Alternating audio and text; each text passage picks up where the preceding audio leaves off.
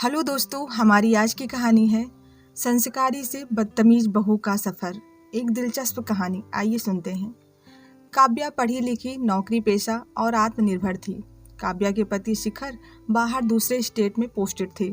काव्या ने एक अच्छा सा घर रहने के लिए लिया हुआ था, जिसमें काव्या के सास ससुर और खुद काव्या रहती थी। पति कभी कभी छुट्टी लेकर आते थे। एक देवर था जो उम्र में काव्या के बराबर ही था। काम की तलाश में दूसरे शहर जाता और कभी घर आता रहता था। काव्या को जॉब करते हुए 6 साल हो चुके थे और हम उम्र देवर जो अभी भी जॉब के लिए भटक रहे थे। घर में जब तारीफों के पुल बनते तो सिर्फ काव्या के पति और काव्या के देवर के। घर के सभी सदस्य काव्या को ढेर सारी जिम्मेदारियों का एहसास दिलाते नहीं थकते थे, पर कभी भी एक भी शब्द तारीफ के लिए उनके मुंह से कभी नहीं निकलता। और हाँ, कभी गलती से भी काव्या से कुछ हो जाता तो खूब सुनाया जाता। ससुर जी वैसे तो मौन रहते, पर जब सास बोलना शुरू होती तो उनकी हाँ में हाँ मिलाते। आज काव्या ने खुशखबरी सुनाई कि वो माँ बनने वाली है। घर में सब खुश थे।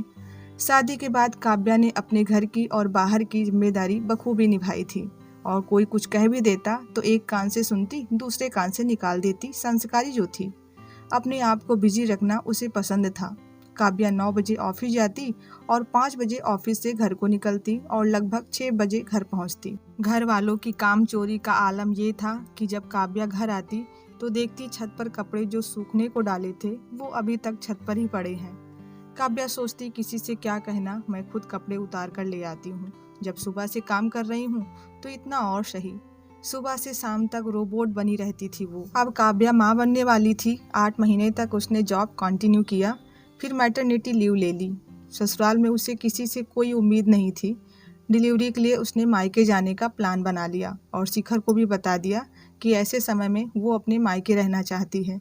शिखर ने भी हाँ कह दिया। अगले दिन काव्या मायके जाने के लिए पैकिंग कर रही थी तो सासू माँ ने औपचारिकता पूरी करते हुए कहा, क्यों बेटा, मायके में क्या है, यहीं रहो ना, यहाँ हम लोग हैं ना। काव्या मन ही मन सोचती, आज तक हाथ बटाना तो दूर, कभी मेरी थकान तक को महसूस नहीं किया जिन लोगों ने, वो डिलीवरी के समय क्या अपनापन दे पाएंगे। काव्या भी बैग उठा के मायके चल दी।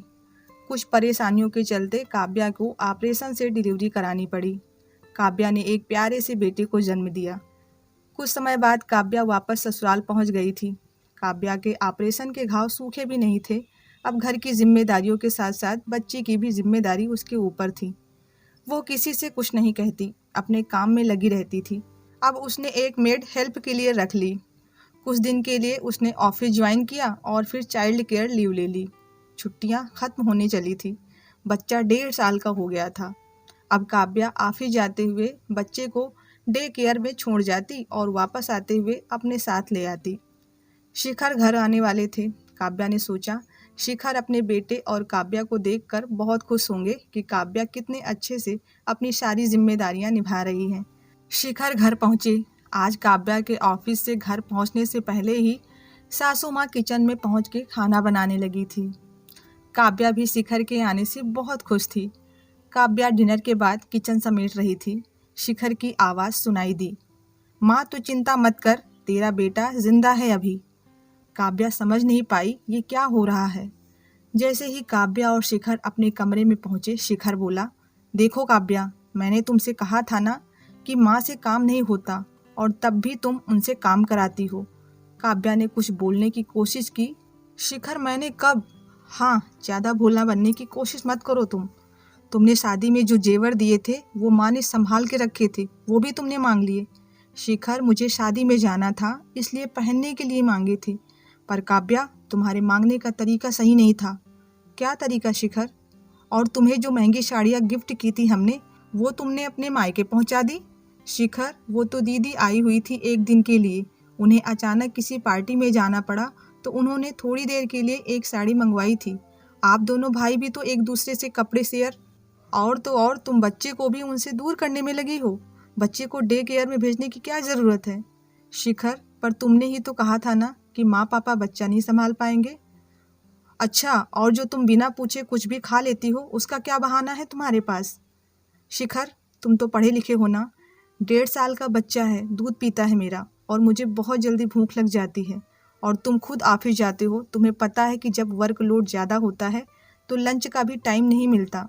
और घर आकर कुछ खा लिया होगा। वैसे तो मैं पहले सबको पूछती हूँ, उसके बाद ही। मुझे कुछ नहीं सुनना, ये ड्रामा बंद करो तुम। ऑफिस ऑफिस, घर की जिम्मेदारियाँ कौन निभाएगा? कुछ नहीं सुनना मुझे अब। ज़्यादा परेशानी है तो जॉब छोड़ दो तुम। अब काव्या सफाई देकर थक चुकी थी। काव्या तो शिखर के साथ कुछ अपनेपन के पल के आस लगाए बैठी थी। घर की, ऑफिस की और बच्ची की जिम्मेदारियां निभाते निभाते सूख कर हड्डियों का ढांचा मात्र रह चुकी थी काव्या। सोचा था सबको खुश रखकर शिखर का दिल जीत लेगी। सबको खुश करने में उसकी अपनी खुशी पता नहीं कहाँ लापता हो गई थी। काव्या का सूखा हुआ शरीर और आंखों के नीचे पड़े काले गड्ढे कुछ नहीं दिखाई दिए शिखर को। काव्या अचेत सी खड़ी रह गई। थोड़ी देर बाद बगल से शिखर के सोने के खर्राटे की आवाज़ आने लगी। काव्या को नींद नहीं आ रही थी, बस सोच में थी। वो 4 साल से अपना तन मन धन सब कुछ लगा दिया इस घर की खुशी के लिए। सब कुछ करने के बाद ये रिवार्ड। एक बार तो मन किया ऐसी ज़िंदगी से तो मर जाना अच्छा है। सोचते सोचते बच्चे की रोने की आवाज़ आई और काव्या बच्चे को दूध पिलाने लगी और मासूम से बच्चे को देखकर सोचने लगी, इसके लिए जीना है मुझे। और सोचते सोचते आंख लग गई उसकी। सोई तो संस्कारी काव्या थी, पर अब जगी थी बदतमीज काव्या। अगले दिन काव्या जागी और सीधे ऑफिस को तैयार हो गई। बच्चे को शिखर, जो अभी तक सोया पड़ा था, को सौंपते हुए बोली, बच्चे का ख्याल रखना, और ऑफिस को चल दी। आज उसने ऑफिस से भी हाफ डे लीव ले ली थी और अपनी दोस्त के साथ मार्केट घूमने चली गई।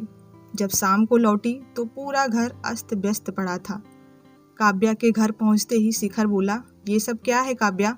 आज तुमने खाना भी नहीं बनाया और सीधे ऑफिस चली गई और बच्चे को नहलाया धुलाया भी नहीं और साथ भी नहीं ले गई। कितने मुश्किल से हम सब ने काम किए हैं, कुछ पता भी है तुम्हें? काव्या बच्चे को गोद में लेकर मुस्कुराते हुए बोली, नहीं, मुझे क्या पता, मैं कौन सा कुछ काम करती हूँ। और किचन में जाकर के मचर मचर सेब उठा के खाने लगी।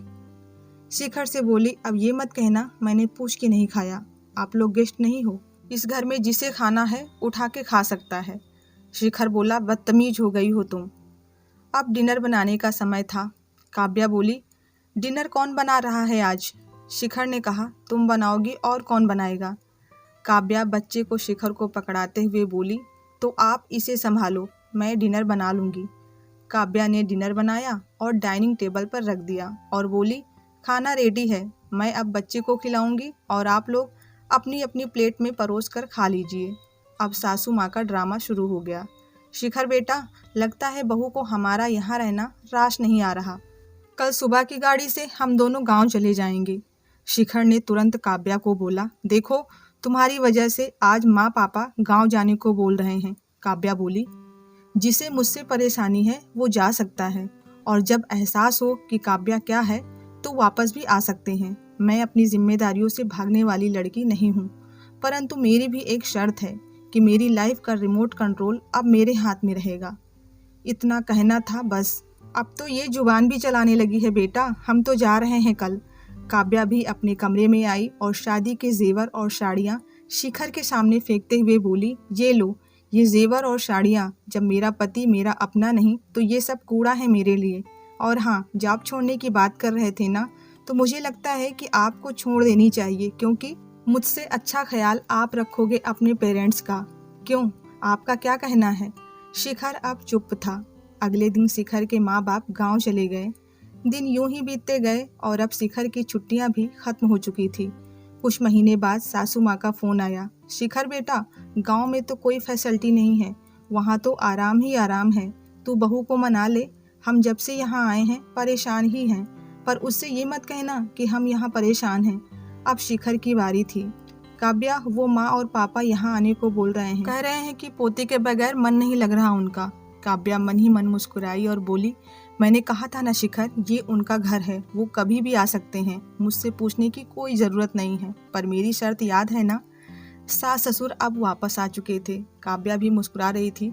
उसकी आंखें जैसे बोल रही थी, अपना स्टैंड खुद ही लेना पड़ता है। अब काव्या ने सबको उनकी सामर्थ्य के अनुसार काम भी सौंप दिए थे। काम्या सारी जिम्मेदारी फिर से निभाने लगी थी, पर अकेले नहीं, अब उसने सबकी मदद लेना भी शुरू कर दिया था क्योंकि थोड़ा सा बदतमीज हो गई थी वो। दोस्तों, इस संसार में स्वाभिमान से बढ़कर कोई चीज़ नहीं है, वो चाहे महिला हो या पुरुष हो।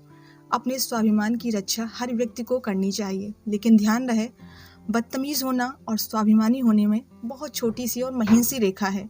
तो आपको ये तय करना है कि आप अपने स्वाभिमान की रक्षा तमीज़ की किस हद तक कर सकते हैं। कहानी पसंद आई हो तो वीडियो को लाइक और चैनल को सब्सक्राइब करना ना भूलें। मिलते हैं नई कहानी के साथ, तब तक के लिए धन्यवाद।